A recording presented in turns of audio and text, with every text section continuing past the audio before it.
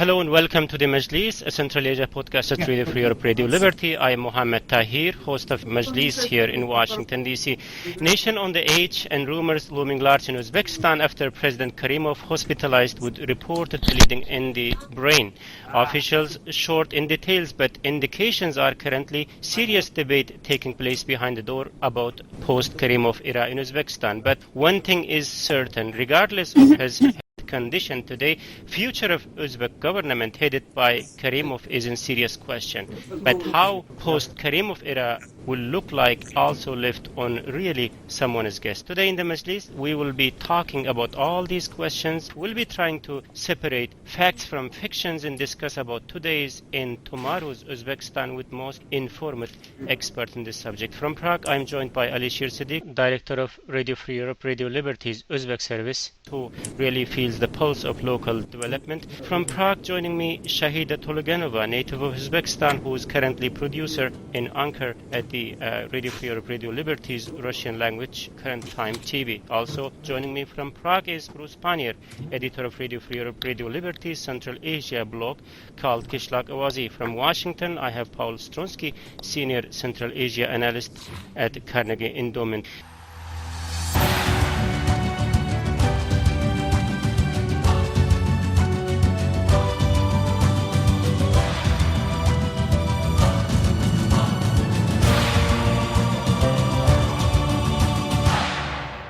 Alisher, who's in charge of Uzbekistan today?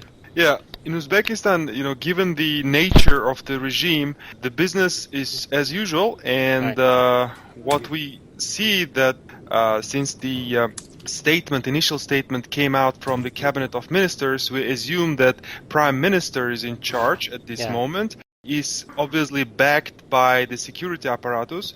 And of course, the security, to keep everything under control, it's a big role of the security, which is headed by Rustam Inoyatov, who was considered the second most influential person after Karimov. Shahid, about Karimov's current states of health, there are lots of reports, lots of rumors about him. So what do you know?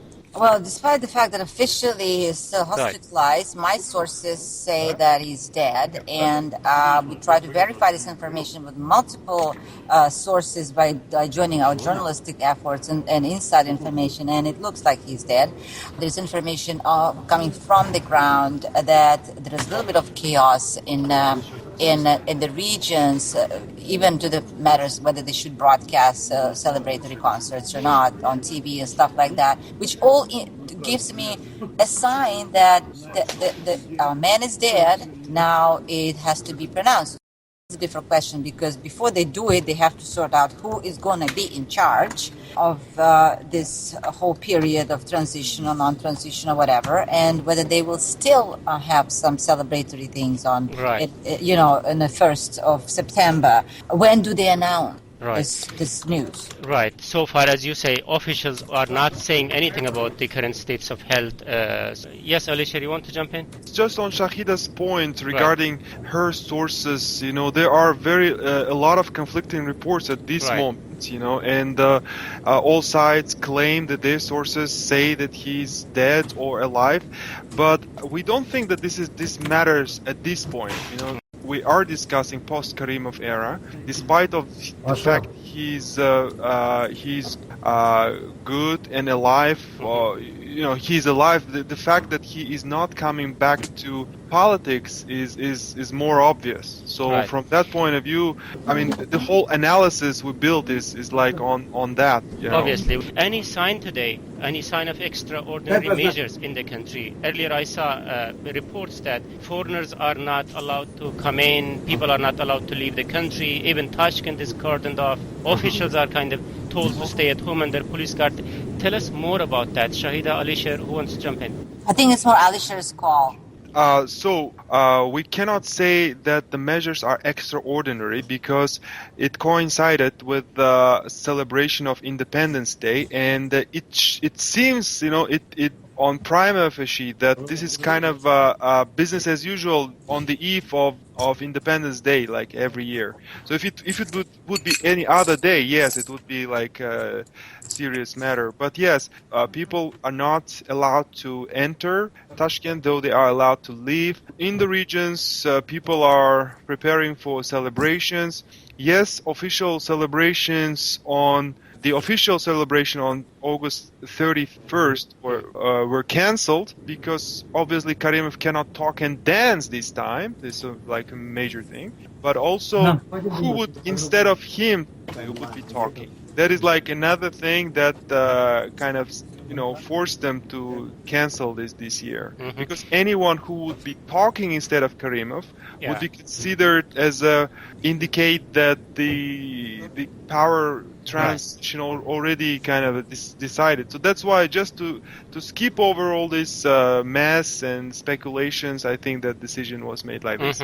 Paul, how do you read these signs? And Alisher also added to that is cancellation of Independence Day celebration. That's kind of a 25th anniversary, very important one. No, I agree. I mean, I think this was the big celebration that everyone was expecting. This was the time to celebrate Uzbek sovereignty and Uzbek statehood. And, the fact that 25 years later it's a strong state and one of the main powers in Central Asia. So I think, his illness, whatever state he's in, I mean, I think these celebrations really forced their hand in having to announce this. And, this is a country that is it's not terribly strong on its institutions. It's not terribly strong on its information. And there's no really, clear sources of information. So, the way that people get information is through rumors, and that can make it very, confusing. And Uzbekistan is probably one of the most important countries in the region. So I think, from Washington's perspective, this is a time we all knew was coming, but it's, the signs are a little bit concerning. Bruce, Shoida mentioned a word of chaotic here in the country, what it's going through at the moment. What is your take on that? Well, I mean, as much as anyone up at the top of the government would have expected this day to come sooner or later, you don't talk about these things publicly, and I think this is the first time they've actually had to get together, the top people in the government and discuss what they're going to do about the succession. So this is kind of uncharted territory. Knowing that something's going to happen is one thing, but actually having to face the reality that now is the time, and now we have to get something done, and we have to figure out how we're going to move forward. It's not something that Uzbek officials are really used to doing without having Karimov there to give his blessing to any of these kind of decisions. So I think, in this case, they're probably better off being silent, because it's better to say nothing at all than something you're going to regret and have to take back later. I'm sure there's a lot of discussions about how this is going to work, who's going to take charge, who's going to get other positions after that goes, because let's not forget, it's not just a question of trying to figure out who's going to be the next president.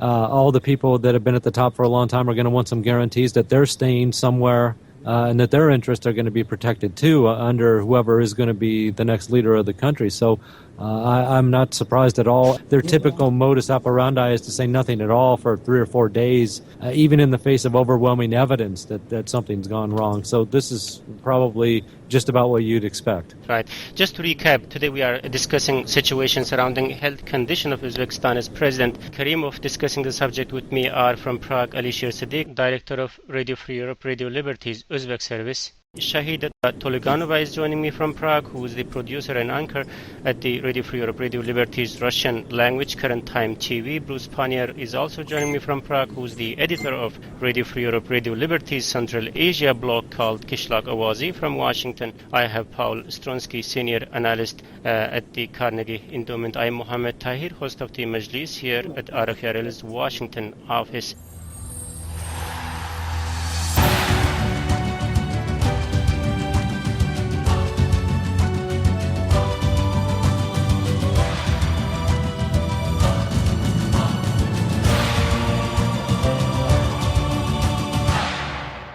Shahida, regardless of his current states of health, how much he or his family is relevant to what might happen in Uzbekistan going forward?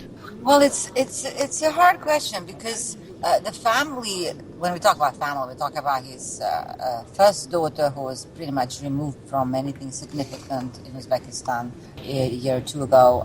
We're talking now about his second daughter, who allegedly runs a business with her husband.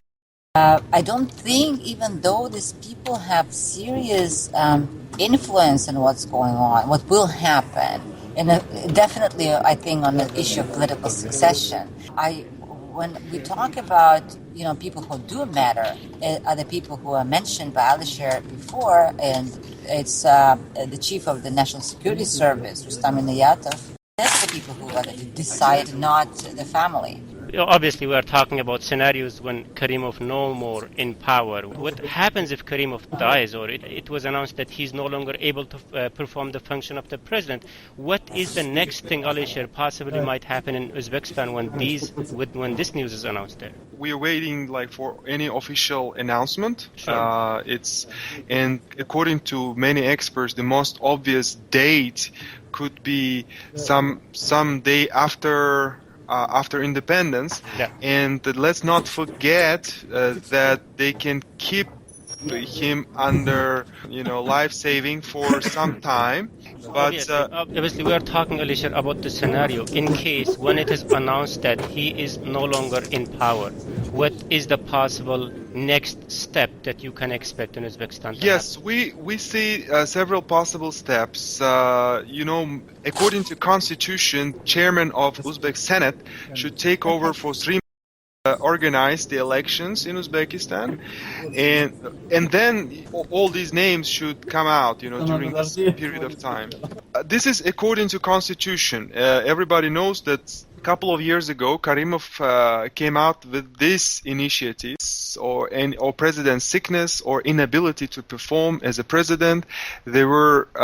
They made these kind of amendments into Uzbek constitution. So, however, some experts also suggest that the situation can go Azerbaijani way, where prime minister will be inaugurated as president, and then the new president elections is held. Like in Azerbaijan, if you know, following the death of Haidar Aliyev, the constitution was immediately changed.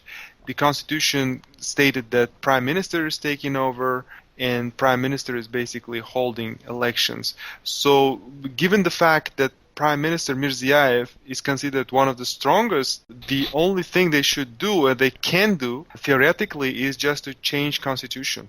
Right. When Niyazov died in Turkmenistan back in 2006, legally the head of the parliament is supposed to take his place, but what we know later is Berdimuhamedov, a person unknown to public, came into power.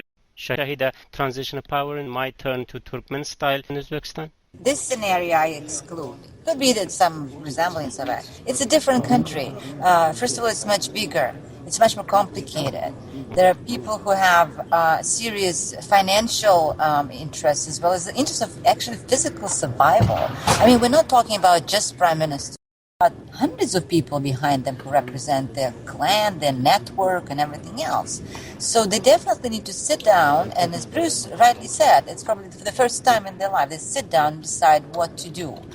And I really hope that they will come to their senses and achieve some kind of compromise and become very Uzbek in a way, saying, okay, let's not take our stuff, our quarrels outside the house.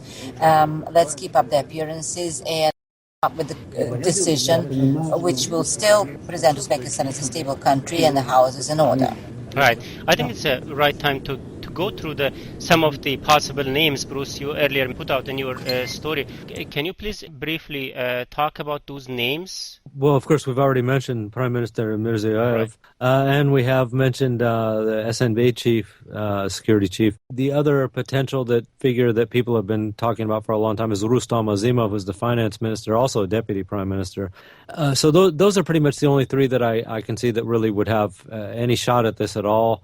Again, Inayatov, I don't see him. He's always been a shadowy figure. He's not somebody who comes out in public and talks. He's got mobility problems, too. At least that's my understanding, and we don't know to what degree that's true.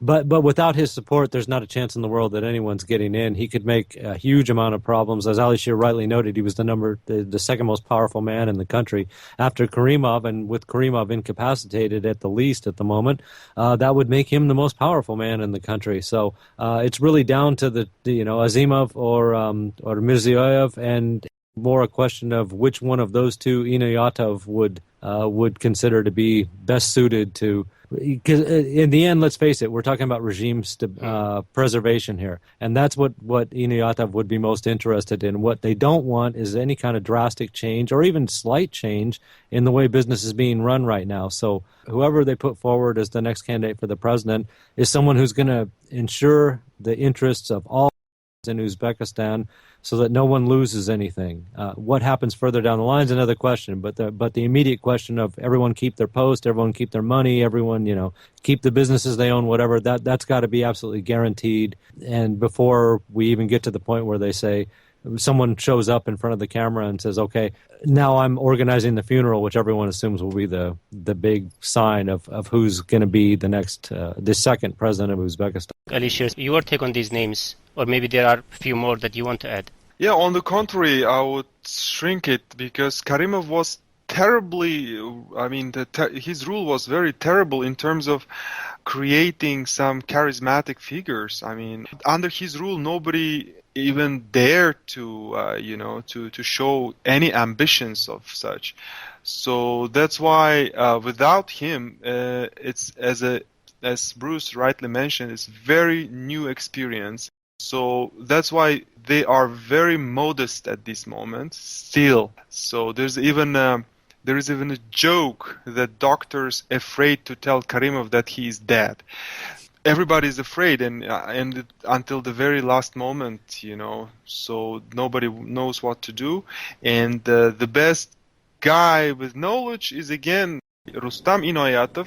He was collecting all this knowledge throughout these years, and they can really, take out some absolutely unknown figure from their own kind of from their own KGB, like National Security Service. It's very possible. There are names in who can do it, and we know from Russian experience that it is possible that the KGB guy can run the country, good or bad. Then we have Mirziyoyev. Then we have to guess what kind of rule it will be, how it will be different from Karimov's. So with Mirziyoyev, things will get worse. This is what analysts say. But Mirziyoyev very good at setting the bar high. The bar of corruption. I don't know. Kind of this tyranny and whatever. Mismanagement and everything. But Mirziyoyev is quite good, and he can really hit that bar as well. So that's kind of a more scary future with Mirziyoyev. At least this is what we hear. Thank you, Alicia. We are obviously talking about likely scenario when Karimov no more in power. Shahida, you just mentioned, and also lots of foreign analysts keep talking about the rule of clans, like people talk about Samarkand clan and Tashkent clan. What role do you think they might play in selection of the future leader? But they're represented by exactly the same people which I mentioned earlier in the conversation, are the main contenders. It's, to call it a clan is to simplify away. It's more than that. It's kind of extended family mixed with economic, financial interests mixed with anything else. It's complicated. I personally think that maybe the head of National Security Service, Mr. Inayatov, would surprise us and select someone else. Some person who we know is in the government but would never thought that he could take the lead, or somebody absolutely new. So I'm just sitting and waiting in anticipation of the surprise. Mm-hmm. Paul, what role foreign government might play going forward in Uzbekistan, especially in this selection of future leader, if that is the case? I think foreign governments. I think they're going to be watching closely. I don't know how much influence foreign governments have as far as putting their candidate forward, but I am sure certain things are going to happen. I'm not sure if they change the constitution or they're going to keep going according to the constitution. I think they're going to try to show that it's a rule of law society. So we'll be seeing a lot of things happening behind closed doors, not getting a whole lot of information. But once the decision is done, I think it will sort of follow some sort of orderly, and I think that's something that the West would be, wanting to see, that there is some sort of order in how this change occurs. And, that is, possibly has the ambitions to do something, could possibly be Russia. I mean, Russia's going to be watching very closely, hoping that whoever rises to the top is someone who is going to be favorable towards Russia, not too Western. That I think, whoever it is, I think is a given. That's probably going to be more in that line. But I think, I don't know how much individual meddling these countries are going to do. I think, the outside world has less influence in this process than some people believe. Bruce, talking about the post-Karimov scenario, how much it might affect Uzbekistan's own foreign policy going forward? Well, there's some things that I think a post-Karimov government want to keep in place. Paul just mentioned the fact that Russia would probably be the only one that would, or certainly the foremost country, someone come to power that would be more in line with thinking in the Kremlin. And we got to give the Uzbek government a lot of credit for the fact that they have been better than most of the other governments in the former Soviet Union at resisting outside pressure. Their foreign policy is has been very fickle under Karimov. There are more partnerships and alliances of convenience that often fall apart and then are reinvented again. But the one thing they've never stood for is outside interference, and then particularly from Russia, and that was the way it was from the very start. So they're not going to want anyone that's going to tell them the way they should run the business in their own country. That won't work. With the Chinese, it'll probably be fairly easy. I would imagine China right now is just looking to preserve the status quo. Perhaps not much more influence than they have now, but certainly not less. And Western countries would like to see some changes, opening up a little bit more democratic reform, but that's extremely unlikely to happen. So I don't think that Uzbekistan's foreign policy would change that much, except that initially whoever is in charge is going to need to be real tough and make that clear that willing to have good relations with a lot of different countries, but again, don't tell us how to run our own country. We don't appreciate any kind of advice on that topic. Alicia, can we expect any immediate regional implications of change of leadership in Uzbekistan, considering Uzbekistan has various issues with Kyrgyzstan, Tajikistan, and some of its other neighbors? All these issues are, connected with Karimov, but basically, generally, it's like beyond Karimov's kind of issues.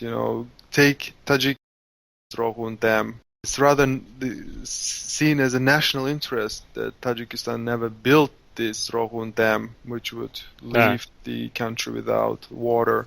The same with Kyrgyzstan, borders, terrorism, extremism thing, with Kazakhstan, it's more or less good. It's not only Karimov who was kind of behind this isolation of Uzbekistan in the middle of all these countries.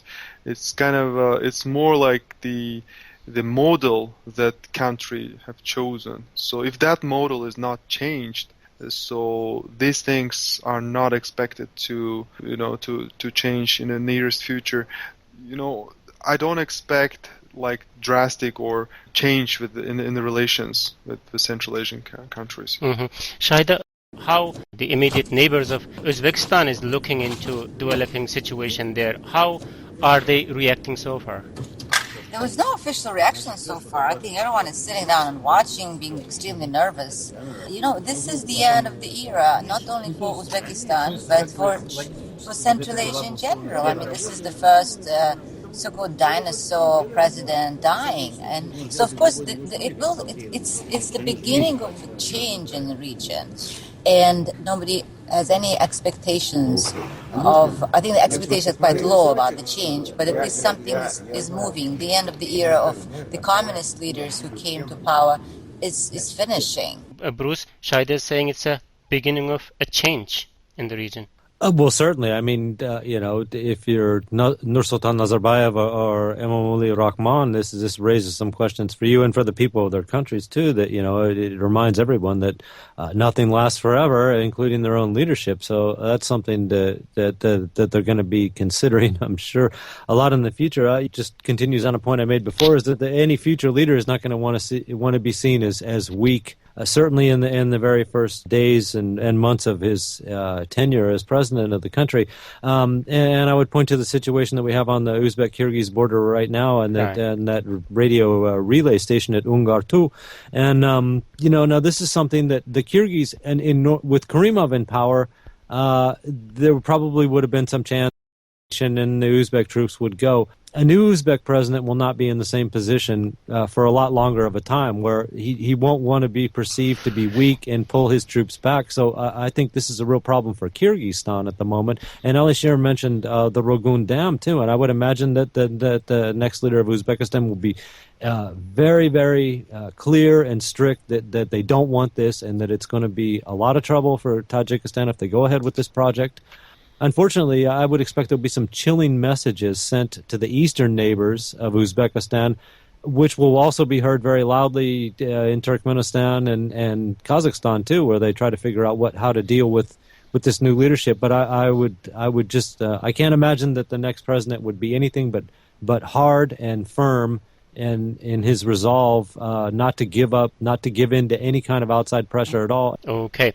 Thank you, Bruce Pannier, editor of Radio Free Europe, Radio Liberty, Central Asia blog, Kishlak Awazi, for your insightful comments. Also, big thanks to my colleagues in Prague, Alisher Siddiq, director of Radio Free Europe, Radio Liberty's Uzbek service, Shahida Toliganova, producer and anchor at the Radio Free Europe, Radio Liberty's Russian language current time TV. From Washington, Paul Stronsky, senior Central Asia analyst at the Carnegie Endowment. Thank you very much, ladies and gentlemen, for being part of the Majlis today. Thank you. Thank you. And this is it from me, Mohammed Tahir, host of the Majlis, the Central Asia podcast at Radio Free Europe, Radio Liberty.